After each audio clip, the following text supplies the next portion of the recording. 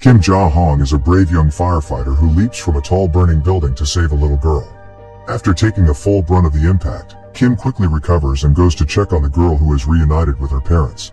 He asks what's her name, but she doesn't reply. Instead, she leaves with her family without even acknowledging him. Kim then senses something strange, a shift in the atmosphere. Everything looks the same yet seems so different, so distant. Then, he hears someone call his name and turns around to see a man and a woman, formally dressed, and smiling cheerfully. Out the side of his eye, he notices a group of his fellow firemen surrounding a body. It's his body. As he stares in disbelief and begins to freak out, the man and woman approach him and introduce themselves as Hae-won and Deok-chun, two of the three guardians who will be guiding him through the 7 trials of the afterlife. They tell him that he died on April 28, 2017, right on time. As Kim pleads with them to allow him one last time to see his mother, he is forcefully transported through a portal to the underworld. Outside the gates of the 7 trials, Kim is introduced to the third guardian, Kang Rim.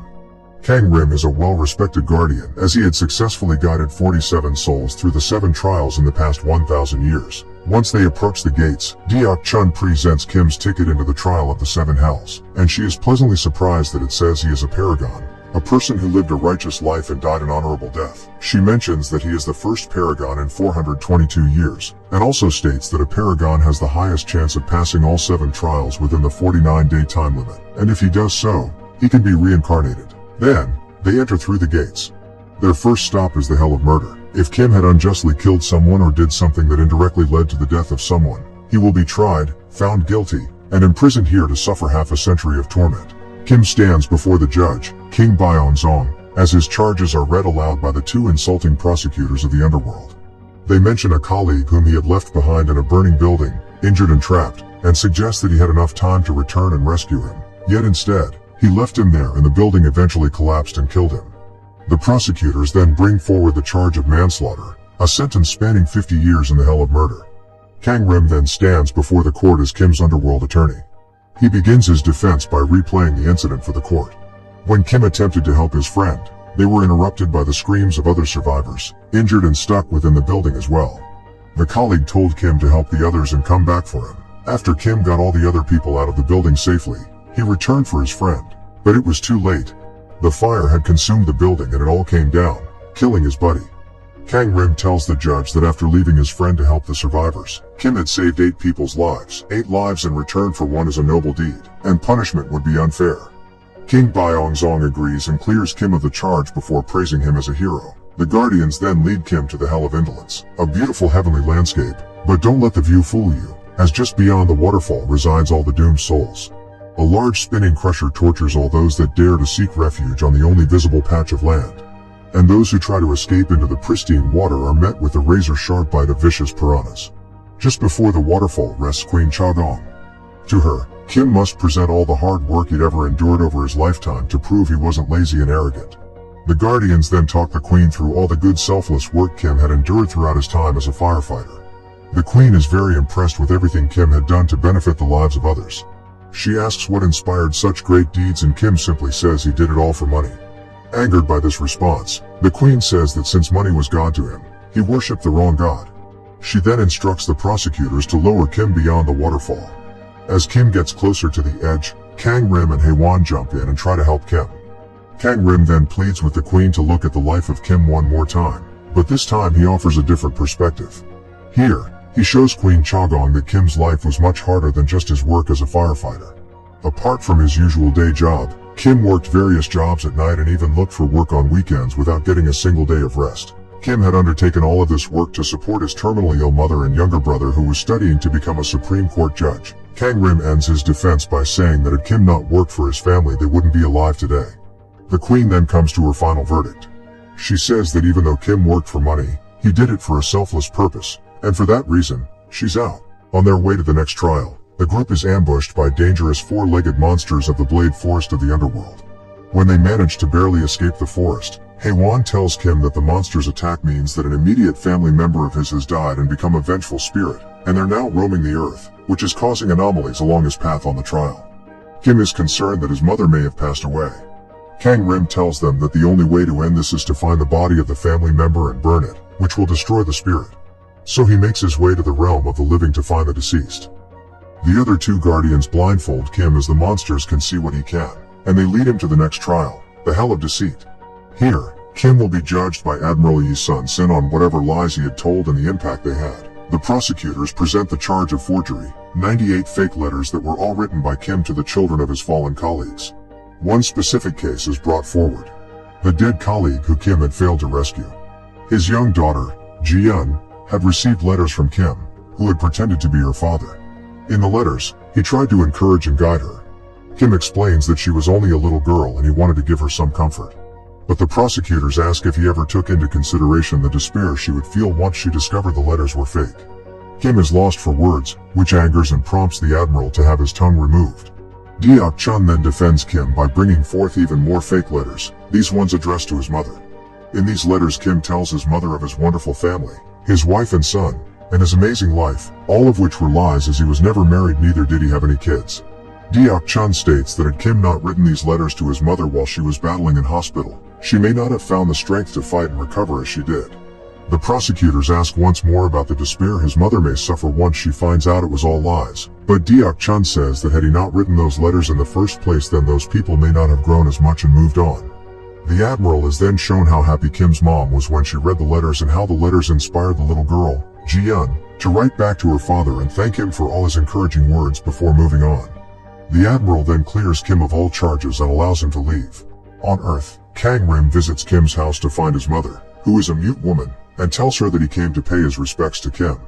When she closes the door to give him some privacy, Kang Rim confronts the spirit of Kim Soo-hong, Kim's brother, who had been hiding within the burning candle smoke. He asks where he died, but the spirit escapes and an epic chase ensues. After failing to catch the spirit, Kang Rim contacts Kim and the Guardians at the Hell of Deceit and tells Kim that both his mom and brother are fine. As Kim rejoices, Kang Rim tells the other two Guardians the truth about Kim's brother, and says that it's best for the sake of the trials that Kim doesn't know. Kang Rim resumes his mission to find and destroy the spirit while the group continue the journey to the next trial. Along the way, Kim tells Deok-chun about a rice cooker he was supposed to gift his mother before he died, as a thanks for all the delicious scorched rice she made him and his brother when they were kids. Also, within the cooker he had left one last letter. In this letter he had written the truth, about how he had lied in the previous letters just to make her happy and proud, and how he had missed her so much. The group then travel to the Hell of Injustice, a place where souls are punished for up to hundreds of years for refusing to help those in need in the living world. Because Kim is a paragon, he gets a free pass through this hell without a trial. On Earth, Kang Rim goes to the military base where Kim's brother Soo-hong was stationed. He finds out that Soo-hong has been labeled a deserter, and the military is looking for him, but it's quite odd that he would desert given that he was only a few days away from being discharged. Under the pretense of being a commander that's investigating the desertion of Soo-hong, he questions Lieutenant Park, who had placed Soo-hong on duty, and can easily make out that he's hiding something. He then finds Sergeant Dong-yun, who was alone on duty with Soo-hong the night he disappeared, and he turns back time to discover that Soo-hong was the only friend Dong had in the military, whilst everyone else would pick on him for his slow, quiet and shy nature. Soo-hong would encourage Dong-yun by singing with him one particular song he wrote about being in the military to help him through the tough time. Kang Rim then travels back to the night when Soo-hong went missing.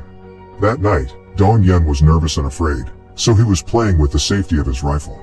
He was scared that Soo-hong would soon be off duty and he wouldn't be there to deter his bullies. Soo-hong tells him that he'd come check up on him even after his discharge, and that Lieutenant Park would look out for him as well. Right after they embrace, Soo-hong tells Dong-yun to hold his rifle properly, and in trying to do so, he fires one round into Soo-hong's abdomen.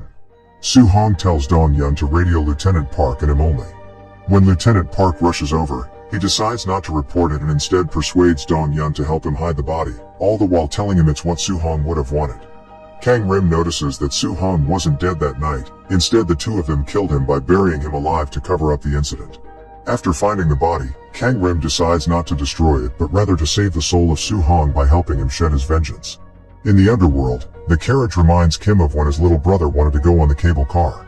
Deok-chun tells him that she envies him, as the Guardians, who were also once mortals on Earth, are wiped of the memories of their past lives.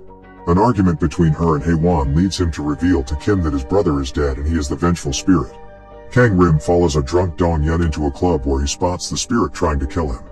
Another epic chase ensues, with Kang Rim finally catching the soul of Soo-hong. He pleads with Soo-hong to give up and come with him in order to help his brother along the trial, But to his surprise, Su-hong hasn't seen his brother in 15 years since he ran away from the family, and he hates him. Su-hong then escapes. Dong-yun then arrives at Kim's mom's house, and throws something inside before running away. Kim's mom discovers that it's a map leading to Su-hong's body, and Su-hong also sees the map. Dong-yun then attempts to do the unthinkable to himself, while Kang Rim watches him. Su-hong then appears behind Kang Rim and pleads with him to save Dong-yun's life, and in return he'll do whatever he asks. Kang Rim reluctantly agrees, while sternly stating that meddling in the world of the living will result in consequences along Kim's trial. Using Kang Rim as his voice, Su-hong first sings the song he wrote to prove it's him, as Dong-yun can only see Kang Rim. Then he tells him that he has forgiven him, and says that he should move on. Along the way, Kim and the two guardians go to the fifth trial, the Hell of Betrayal, where souls are punished for selfish betrayals by being trapped within a mirror and destroyed. Queen Songi lets Kim pass without a trial as he is a paragon of righteousness. To get to the next trial, the group must travel down a vacuum sinkhole, which leads to the Hell of Violence. Here, Kang Rim's meddling in the living world takes effect, and the group falls hundreds of miles to their doom, or so they thought. Once Kang Rim is done, Kim and the other two guardians come to a halt and are presented in front of King Jingwang in the Hell of Violence. Here, Kim's charge is for beating his younger brother, who was suffering from malnutrition, for no apparent reason. It was after this incident that he ran away from home and never apologized for what he did. And his brother never forgave him. The guardians try to make their defense, but the king says no defense can be made. There is a clear victim and Kim was never forgiven. He swiftly rushes to his verdict while the two guardians try to get Kang Rim to help. Kang Rim tells Deok Chun to request a combined trial, but Haewon is extremely reluctant to go along with this. Deok Chun then requests a combined trial and it is granted. A combined trial means that the charges will be presented in the next court along with the charges of that particular trial. If the defendant is found guilty of all of the charges in the next court, then there will be additional punishments for the defendant, and his guardians will be stripped of their duties and all of the benefits of being a guardian. The group then heads over to the next trial, the Hell of Filial Impiety, where souls are judged on how well they respected their parents. Before they reach the court, Kim confesses to the two guardians that he wasn't a good son. His mom was dying of terminal illness and they had nobody else. His brother and he were starving each day, and it was only a matter of time before they all suffer a terrible fate. So that night 15 years ago, when he ran away from home, he tried to end their suffering. He tried to kill his mother while she was asleep, but his brother had woken up and tried to stop him. So he beat him up and ran away out of guilt. Had he gone through with it, he was going to crush up all of the sleeping pills and put them in the food the next day, and his brother and he were going to die as well. He never saw his mother or brother since then, and only sent her letters. Haewon is pissed. After Kang Rim helps Su-hong restore his soul, Su-hong sees his mother enter the base and confront them about her son. Since she is mute, she has a message pleading with them to help her find her son, over her chest. Lieutenant Park tries to stop her and pushes her away, which angers Su-hong. Eventually, she shows Lieutenant Park the map, which infuriates him even more, and he shoves her to the ground after taking it from her.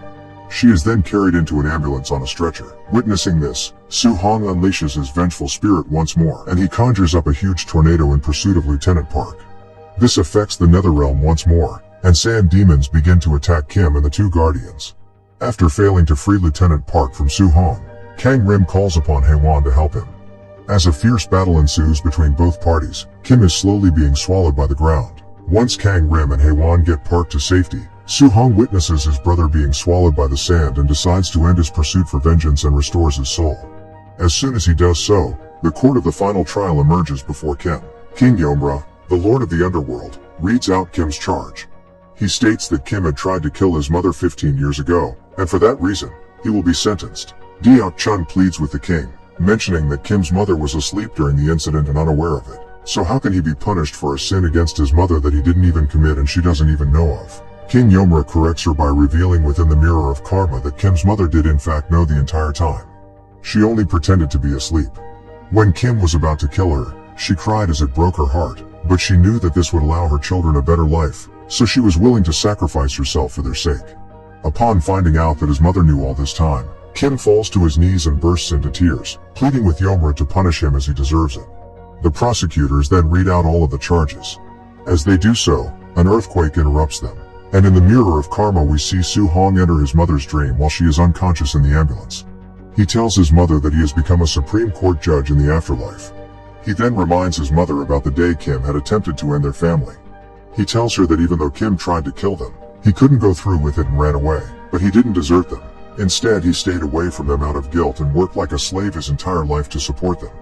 Had he not done so, they would be dead anyway. Su-hong then forgives his brother and hugs his mom. And for the first time, he hears her speak. She calls his name and tries to comfort him. She tells him that all of it was her fault. None of that would have happened if she was a better mother. Upon hearing this, King Yomer decides that there are no charges. A sin forgiven in the living world cannot be punished in the underworld. And so he instructs that upon his arrival through the heavenly gates, Kim be reincarnated immediately. Kim thanks Deok Chun before he leaves. In the living world, Kang Rim does one last thing before leaving. He delivers the rice cooker to Kim's mom at the hospital. At home, she opens it and finds his letter. She reads it and smiles. The end.